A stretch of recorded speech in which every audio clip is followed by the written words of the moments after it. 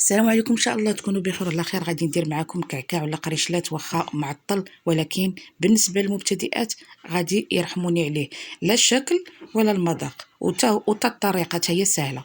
عندنا 4 المعالق كبار ديال الزبده، كاس ديال السنيده، كاس معامر ديال الزيت، 2 معالق كبار ديال الجلجلان ما محمرش، انا متوفر عندي هنا واحد شويه ديال الكاوكاو ضفتو، معلقه كبيره ديال النافع، قبيصه الملح، وغادي نضيفو زهره البرتقال، ساشي، يعني كيعطينا واحد المذاق زوين.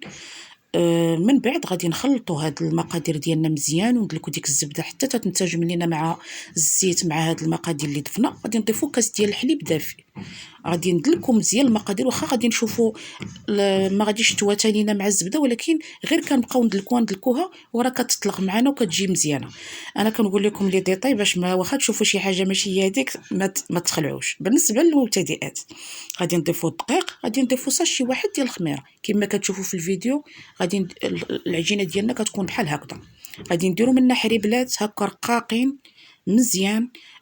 هذه هي اسهل طريقه، اللي عمرها ما دارت القريشلات دير غير هاد الطريقه، بارك عليها.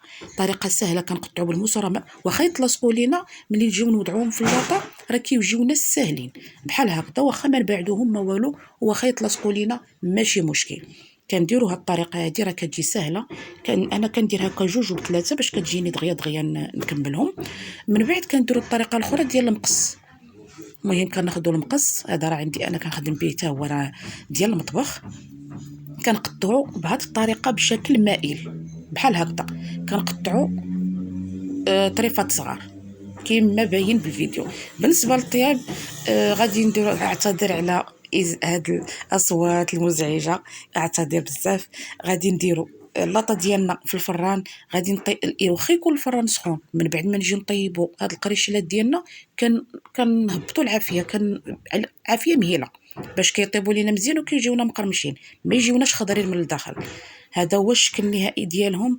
ما نعاودش لكم، جربوهم، راه الشكل كما قلت لكم. والمذاق راه مقرمش وزوين. غير الطياب ديالهم البنات غادي ديروهم على عافيه مهله وتخلوهم يطيبوا من التحت، ومن بعد تشعلوا عليهم من الفوق باش يجيوكم هكذا محمرين ومقرمشين. وغير جربوا هذه الطريقه هذه راه غادي تعجبكم ان شاء الله، خصوصا كما قلت لكم المبتدئات من اول مره غادي ينجح معهم.